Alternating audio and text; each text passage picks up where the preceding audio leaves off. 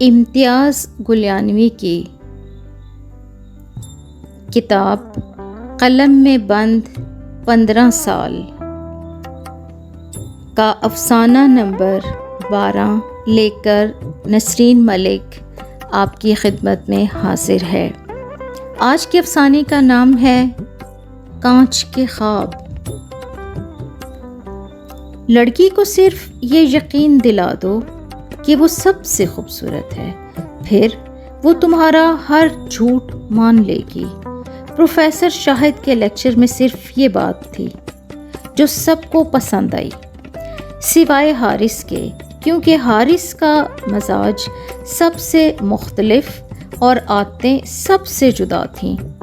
محبت کے بارے میں تو حارث کے اصول اتنے سخت تھے کہ شاید ہی کسی کے ہوں۔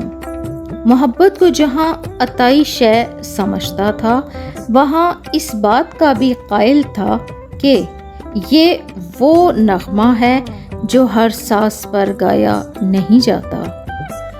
اپنے ان خیالات کی وجہ سے یونیورسٹی میں اکثر حارث کو مشکلات کا سامنا بھی کرنا پڑتا، مگر وہ اپنے اصولوں پر سودے بازی کرنے کے لیے تیار تھا اور نہ اپنے خیالات میں تبدیلی لانے کو راضی تھا۔ 20ویں صدی کے آخری سالوں میں وہ آئیڈیل کی تلاش میں تھا۔ حارث کا تعلق بہت امیر نہ سہی مگر کھاتے پیتے گھرانے سے تھا۔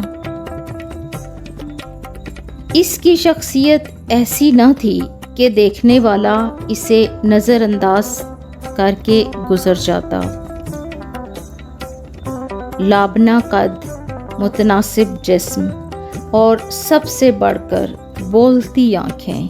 اس کی آنکھوں میں ایسی کشش تھی کہ جہاں دیکھتی وہاں ایک رشتہ سا قائم کر لیتی۔ اس کے علاوہ حارث اپنے لباس کا بھی خصوصی خیال رکھتا تھا۔ مجموعی طور پر اس کی شخصیت میں ایک خاص قسم کا سحر تھا جو جن سے مخالف کو فوراً اپنی طرف متوجہ کر لیتا، مگر حارث ان سب باتوں سے بے نیاز، اپنی دنیا میں مگن، اپنے آئیڈیل کا انتظار کر رہا تھا۔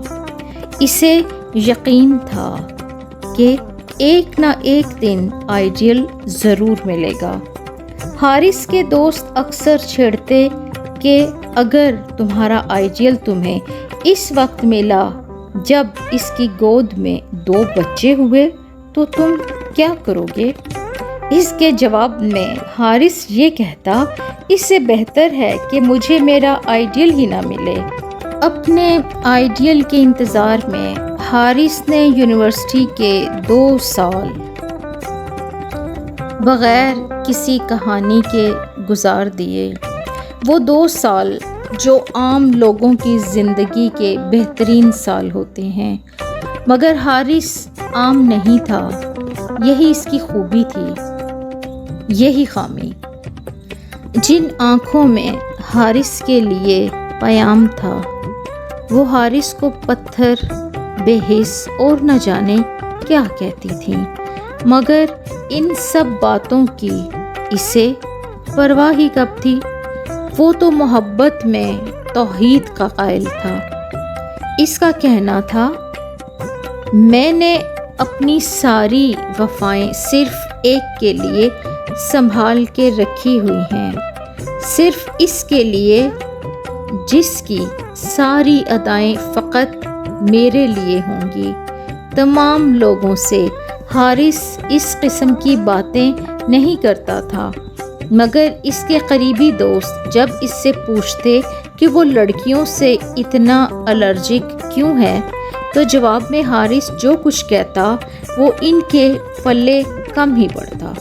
حارث کہتا، دیکھو میرا نام حارث ہے، حارث کا مطلب ہے محافظ۔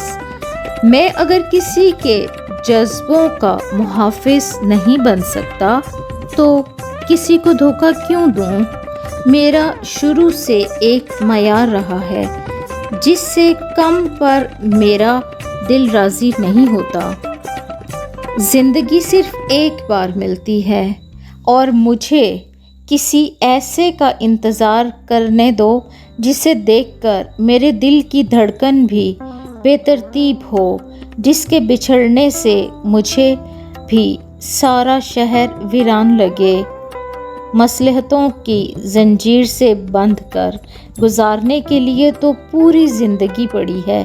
جب تک مجھ میں سکت ہے اور جب تک میرے دل کو یقین ہے کہ جس کا میں انتظار کر رہا ہوں وہ مجھے ضرور ملے گا، اس وقت تک میں انتظار کروں گا۔ جب مایوسی کے بادل چھا جائیں گے پھر سوچوں گا کہ مجھے کیا کرنا چاہیے۔ ویسے بھی ہر انسان کے خالی پیکر میں ایک عبادت گاہ ہوتی ہے جہاں وہ سب سے چھپ کر عبادت کرتا ہے، اپنے محبوب کی بارگاہ میں صدقے دل سے سجدہ کرتا ہے، سجدے کے بعد جبیں اور آستانے تک محبوب کے حوالے کر دیتا ہے اور صرف داغ سجدہ پا کر ہی خوش ہو جاتا ہے۔ وقت اپنی مخصوص رفتار سے چلتا رہا، ماہ و سال کی تبدیلی کا حارث کے خیالات پر کوئی اثر نہ ہوا، بلکہ خیالات میں پختگی آنے سے اپنے آئیڈیل کے بارے میں حارث کی سوچ مزید نکھر گئی اور اپنے محبوب کے خد و خال زیادہ واضح طور پر اسے نظر آنے لگے۔ وہ سب کچھ بھول کر اپنے آئیڈیل کا انتظار کرتا رہا، گلیوں میں، بازاروں میں، خزاں میں، بہاروں میں، دشمنوں میں، یاروں میں، اجنبیوں میں، پیاروں میں اسے ڈھونڈتا رہا۔ بالآخر حارث کی سچی لگن رنگ لائی اور اسے اپنا آئیڈیل نظر آ گیا۔ حارث نے صبوحی کو دیکھا تو دیکھتا ہی رہ گیا۔ اسے دیکھنے کے بعد حارث کو احساس ہی نہ رہا کہ اور لوگ بھی اسے دیکھ رہے ہیں۔ دیکھنا تو یوں چاہیے کہ کوئی دیکھتا نہ ہو، مگر حارث کو ان باتوں کا ہوش ہی کب تھا؟ جہاں تک صبوحی کا تعلق تھا وہ تھی ہی ایسی، اس کو کوئی بھی آئیڈل بنا سکتا تھا۔ لڑکی کیا تھی؟ پروین شاکر کی شاعری تھی۔ صبوحی عام لوگوں کے لیے شاید عام سی لڑکی تھی اور خاص لوگوں کے لیے خاص، مگر حارث کے لیے تو بہت ہی خاص، بلکہ اس کا تو وہ آئیڈیل تھی۔ حارث نے فوراً ہی اسے اپنے من مندر کے سنگھاسن پر رانی بنا کر بٹھا دیا، یہ سوچے بغیر کہ رانی کا بھی کوئی آئیڈیل ہو سکتا ہے، اور دل تو ایک ایسی تختی ہے جس پر ایک وقت میں صرف ایک ہی مضمون لکھا جا سکتا ہے۔ کوئی دوسرا مضمون لکھنے کے لیے پہلے کو مٹانا پڑتا ہے، جبکہ بعض تحریریں تو ایسی انمٹ ہوتی ہیں جنہیں 7 سمندروں کا پانی بھی نہیں مٹا سکتا۔ پہلے پہل حارث جب صبوحی کی طرف دیکھتا تو صبوحی کو وحشت ہونے لگتی۔ حارث کی نظروں کی تپش سے صبوحی کی آنکھیں اس ہرنی جیسی ہو جاتی جسے کسی نے زبردستی قید کر دیا ہو۔ پھر آہستہ آہستہ وہ ان آنکھوں کی عادی سی ہو گئی۔ صبوحی کو دیکھنے کے بعد حارث کے دل و دماغ میں جنگ ہونے لگی۔ دل یہ کہتا کہ آگے بڑھ کر اس کا ہاتھ تھام لو، دماغ یہ کہتا پہلے پتہ تو کرو یہ کون ہے، کہاں رہتی ہے، کیا کرتی ہے۔ دل کہتا اس کا چہرہ بتا رہا ہے کہ وہ صرف تمہارا ہی انتظار کر رہی ہے۔ دماغ کہتا چہرے پر مت جاؤ، چہرہ تو بند کتاب کی طرح ہوتا ہے، خدا جانے کتاب کے اندر کیا لکھا ہے۔ دل و دماغ کی اس جنگ کا نتیجہ آخر کار دل کے حق میں نکلا۔ حارث نے فیصلہ کر لیا، خواہ کچھ بھی ہو وہ سبوہی کو اپنی زندگی کا ساتھی بنا کر کچی پکی راہوں میں اس کے ہاتھوں میں ہاتھ ڈالے مزے سے سفر کرے گا، کیونکہ اگر ہم سفر اچھا ہو تو سفر میں نہ کوفت ہوتی ہے اور نہ تھکن۔ ہم لوگ تو ویسے بھی قسمت کے ہاتھ میں تاش کے پتوں کی طرح ہوتے ہیں، وہ جس طرح سے چاہے ہمیں کھیلے۔ کسی بھی سلسلے میں ایک منصوبہ ہم بنا رہے ہوتے ہیں اور ایک منصوبہ ہماری قسمت بنا رہی ہوتی ہے۔ اگر ہمارا منصوبہ قسمت کے منصوبے کے مطابق ہو پھر تو ہم کامیاب ٹھہرتے ہیں، اور اگر ہمارا منصوبہ قسمت کے منصوبے کے مطابق نہ ہو تو قسمت ہماری بے بسی پر ہنستے ہوئے اپنا فیصلہ سنا دیتی ہے، یہ سوچے بغیر کہ اس فیصلے کا کسی کے دل پر کیا اثر ہوگا۔ حارث کے ساتھ بھی قسمت نے کچھ ایسا ہی کھیل کھیلا۔